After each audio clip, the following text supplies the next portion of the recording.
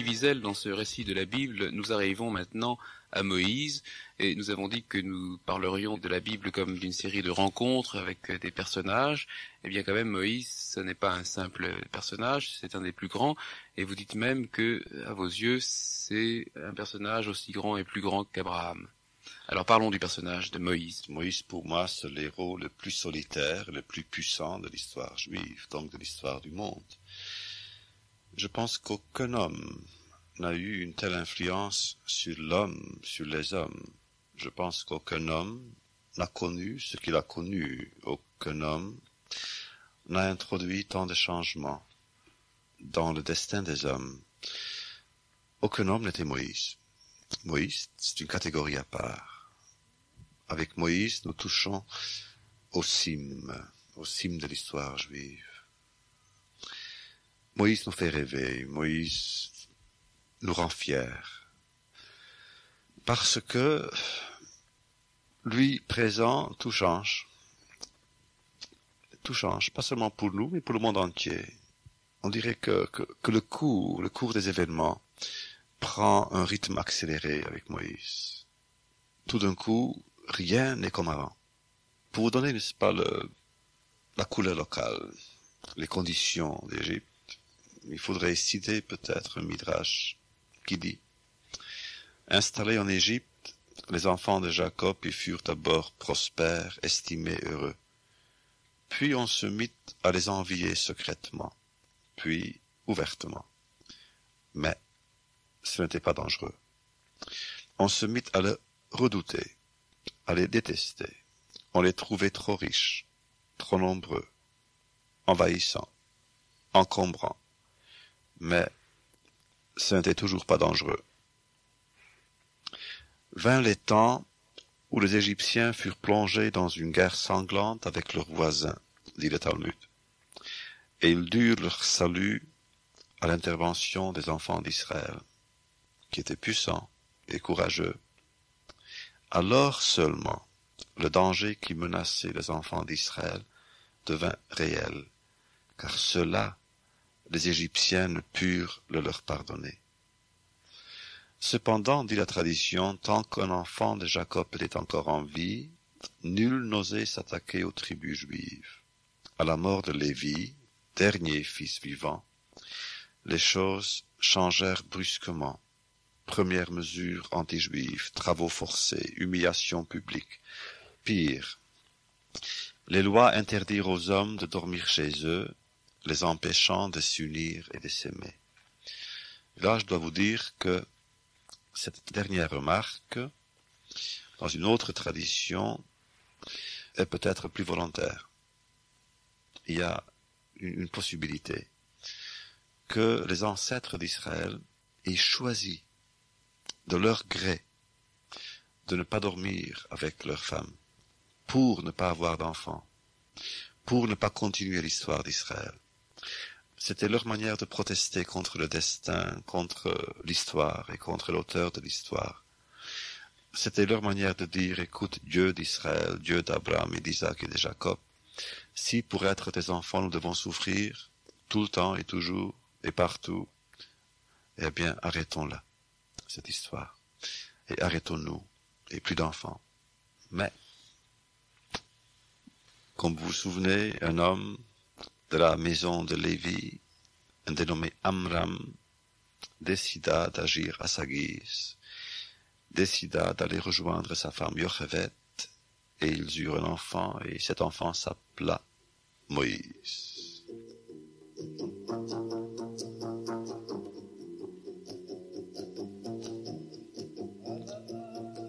Un homme de la maison de Lévi avait pris pour femme une fille de Lévi.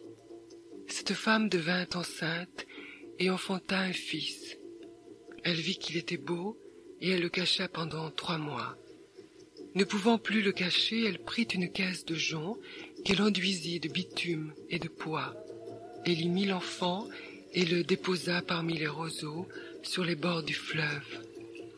La sœur de l'enfant se tint à quelque distance pour savoir ce qui lui arriverait.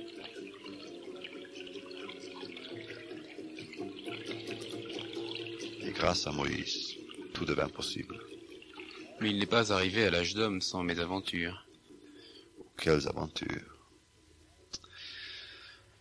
Quelles aventures! Le Pharaon décida de tuer les enfants. C'est intéressant. Tous nos ennemis, depuis Pharaon, en voulaient toujours à nos enfants. Et moi, je suis toujours très sensible à ça. Comme nous le sommes tous, d'ailleurs, Philippe Neumot. Les enfants d'Israël, on a fait un culte chez nous des enfants. Vous verrez plus tard que lorsque Moïse monte au ciel, et il veut la loi, les anges s'y opposent, et alors les anges demandent à Moïse, qui garantira la sécurité, la survie de la loi? Et Moïse a dit les enfants. C'est alors seulement qu'il obtient la loi.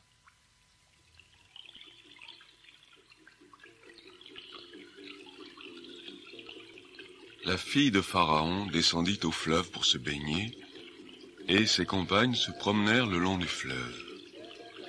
Elle aperçut la caisse au milieu des roseaux, et elle envoya sa servante pour la prendre.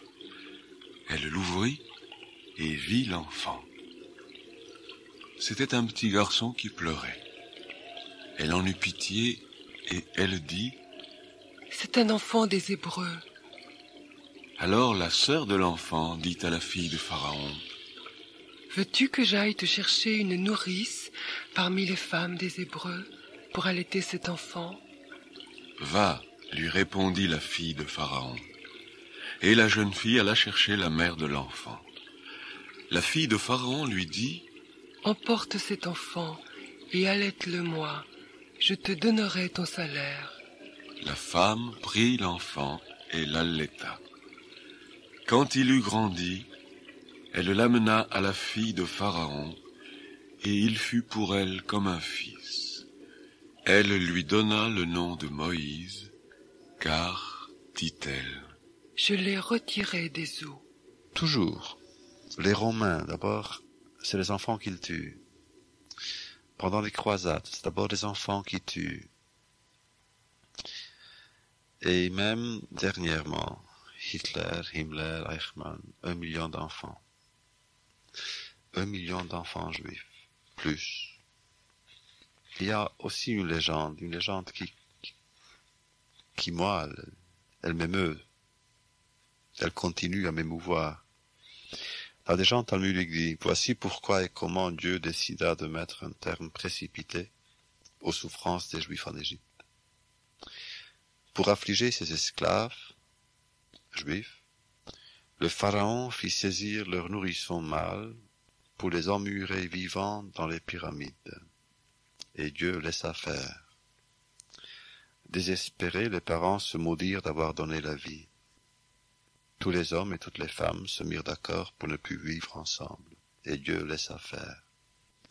Puis un jour, un ange s'empara de nouveau-né déjà torturé, déjà défiguré, et le présenta à Dieu, qui, accablé, se souvint de sa promesse faite à Abraham, Isaac et Jacob, et il déclencha les événements qui aboutirent à l'Exode.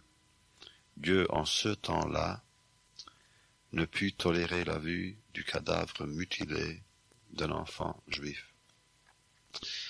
Et comme moi je lis cette légende, je suis très fier de l'ange, très fier des enfants, et pas du tout fier de Dieu.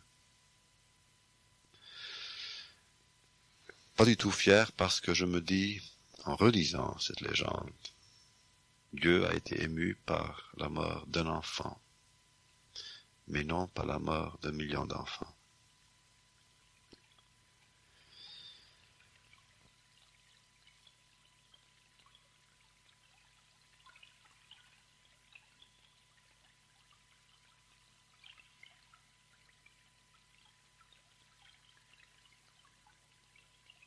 Il s'éleva sur l'Égypte un nouveau roi, qui n'avait point connu Joseph. Il dit à son peuple, « Voilà les enfants d'Israël qui forment un peuple plus nombreux et plus puissant que nous. Allons, montrons-nous habiles à son égard. Empêchons qu'il ne s'accroisse et que, s'il survient une guerre, il ne se joigne à nos ennemis pour nous combattre et sortir ensuite du pays. et l'on établit sur lui des chefs de corvée afin de l'accabler de travaux pénibles. C'est ainsi qu'il bâtit les villes de Pithom et de Ramsès pour servir de magasin à Pharaon. Mais plus on l'accablait, plus il multipliait et s'accroissait. Et l'on prit en aversion les enfants d'Israël. Alors les Égyptiens réduisirent les enfants d'Israël à une dure servitude. Ils leur rendirent la vie amère par de rudes travaux en argile et en briques et par tous les ouvrages des champs. Et c'était avec cruauté qu'il leur imposait toutes ces charges. Le roi d'Égypte parla aussi aux sages-femmes des Hébreux, nommées l'une Skifra, l'autre Poua.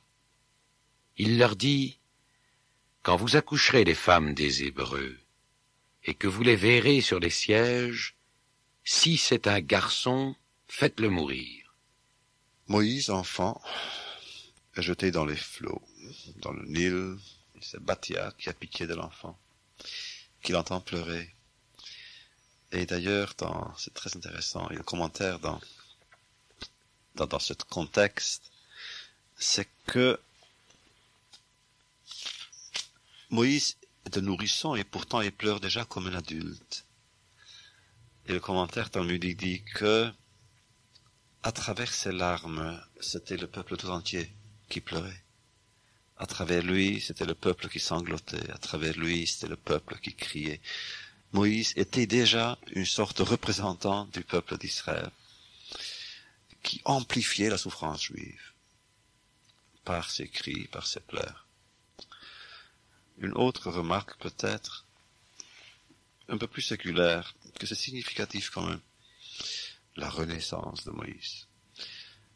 La religion bouddhiste commence quand et comment? Vous vous souvenez, Sakyamuni, n'est-ce pas, le prince qui a été élevé dans la gloire et dans le luxe, et son père le protégeait au point de ne jamais lui montrer un affligé, de ne jamais lui dire que quelqu'un a faim, que quelqu'un est malade, que quelqu'un meurt. Donc Sakyamuni pensait que tous les hommes étaient toujours très beaux, très sains, et qu'ils allaient le rester à tout jamais. Et un jour, il quitta son palais, et il rencontra un vieillard. Il dit, quoi? Est-ce que les hommes vieillissent? Et il rencontra un malade. Il dit, quoi? Est-ce que les hommes tombent malades? Et il rencontra un enterrement. Il dit, quoi? Est-ce que les hommes meurent? Et alors, à partir de cette rencontre, n'est-ce pas, Sakyamuni devient Bouddha, donc le sage qui remet tout en question, et une religion est née. La religion chrétienne, bon, vous la connaissez mieux que moi, elle est née comment? Il y a un homme meurt, un juif meurt. Et voilà une religion qui naît. Et c'est la mort, donc. C'est la mort qui est au bout, à l'origine, de la vie d'une certaine conception de l'humanité. Chez nous, c'est différent. Un enfant pleure. Qu'est-ce qui est plus vivant qu'un enfant qui pleure? Qu'est-ce qui suggère la vie plus qu'un enfant qui pleure? Donc Moïse qui pleure. Et c'est à partir de cet enfant qui pleure que l'histoire d'Israël s'épanouit.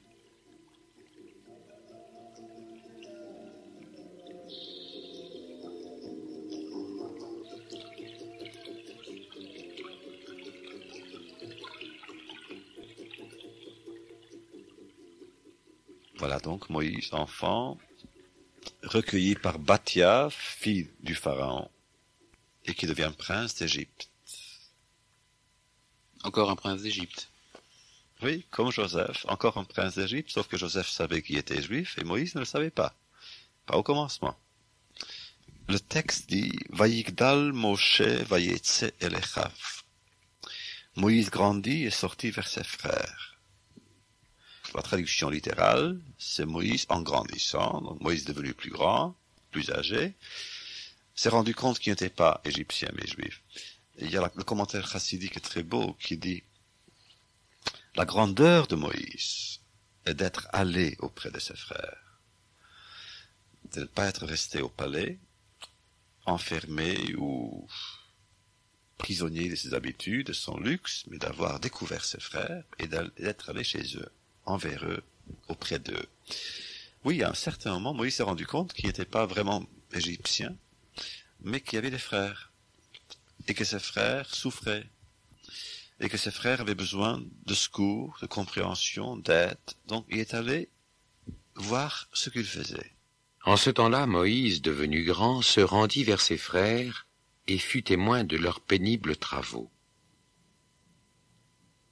Ce jour-là, il a vu 2 hommes, et l'un d'eux, c'était un Égyptien qui allait tuer un Juif.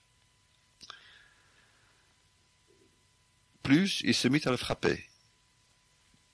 Alors Moïse s'interposa et s'en prit au coupable. Il dit, Rachat, ô mauvais, pourquoi frappes-tu ton frère?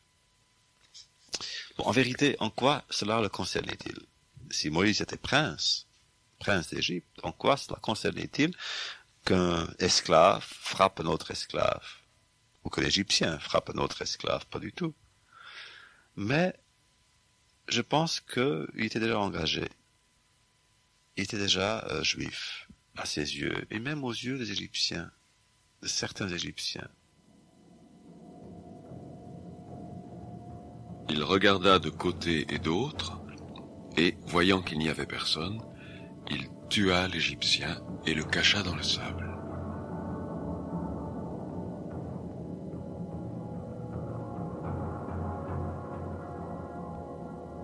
Donc Moïse, qu'est-ce qu'il a fait?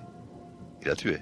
Il a tué, et donc il a à craindre des Égyptiens, mais c'est le lendemain de ce crime qu'il rencontre 2 Hébreux qui se battent entre eux. Exactement. Et il intervient, et les Hébreux aussi le chassent, donc il va être chassé par tout le monde au fond. Ah, là c'est même pire.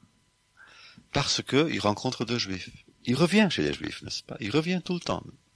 On a l'impression il passe plus de temps avec les Juifs qu'avec les Égyptiens. Ah, il va dormir au palais, puis pendant la journée il vient voir ce qu'ils font. Oui, il va voir, il va être là, il veut voir, il veut témoigner, il veut voir. Il ne veut pas être épargné, il ne veut pas s'épargner la vue des esclaves. Il veut voir la souffrance pour s'en imprégner et pour agir. Il sortit le jour suivant, et voici, 2 Hébreux se querellaient. Il dit à celui qui avait tort, « Pourquoi frappes-tu ton prochain ?» Et cet homme répondit, « Qui t'a établi chef et juge sur nous? Penses-tu me tuer comme tu as tué l'Égyptien ?» Moïse eut peur et dit, « Certainement la chose est connue. » En tuant l'Égyptien, l'expression Bayar qui einish, il a vu qu'il n'y avait personne, donc il pouvait tuer, il n'y avait pas de dénonciateur possible, il a tué l'Égyptien. Maintenant il a dit, Rachat, homme mauvais, Juif, pourquoi battes-tu, pourquoi frappes-tu un autre Juif?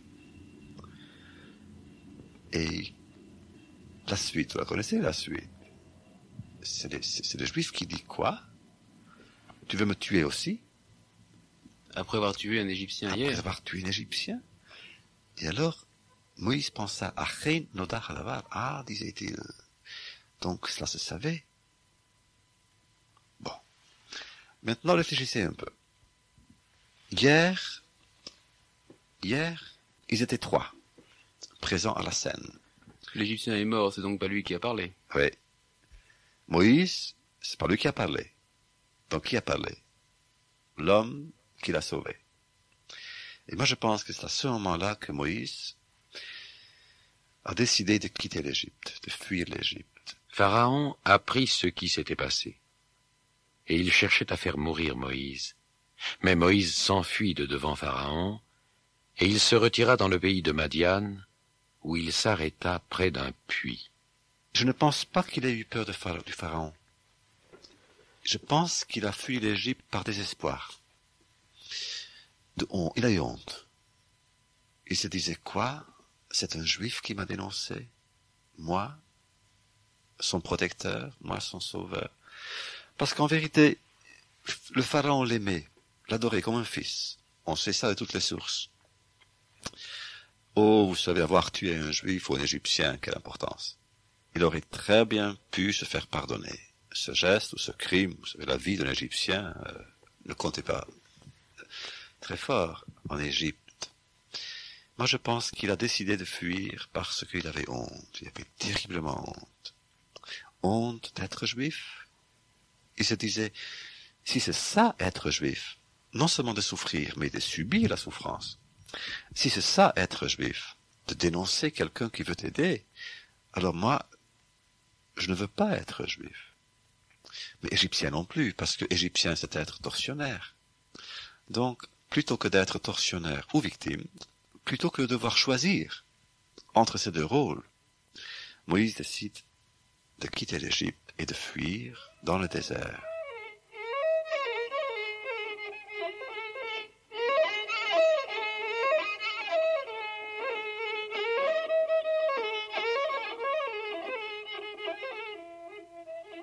C'est curieux qu'après maintes péripéties, il arrive au pays de Midian, et là vous vous souvenez que la première rencontre qu'il fait au pays de Midian, c'est avec les filles du prêtre, de Jéthro,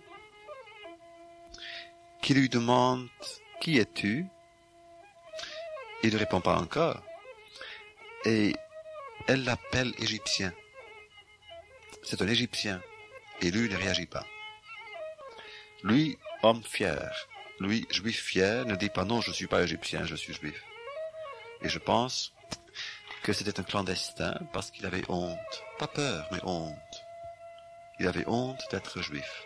Moïse, le chef de notre nation. Moïse, le prophète des prophètes. Moïse, le plus grand des prophètes. Le seul qui ait vu Dieu face à face. Moïse, dont la loi porte le nom, avait honte d'être juif. Moïse est triste, il est accablé, il est désespéré. Parce qu'il s'était rendu compte que les Juifs voulaient souffrir. En hébreu, lisbol veut dire souffrir, mais aussi tolérer, se tolérer, être trop patient. Donc les Juifs en Égypte étaient trop patients, trop résignés.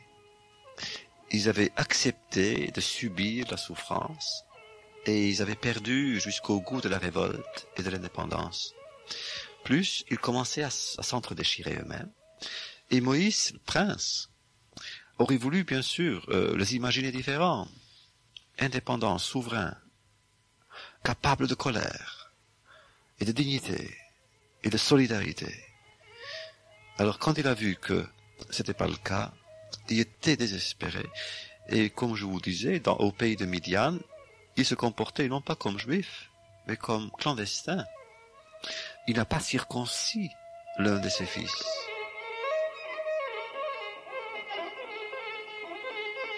Le prêtre de Madian avait 7 filles. Elles vinrent puiser de l'eau, et elles remplirent les auges pour abreuver le troupeau de leur père.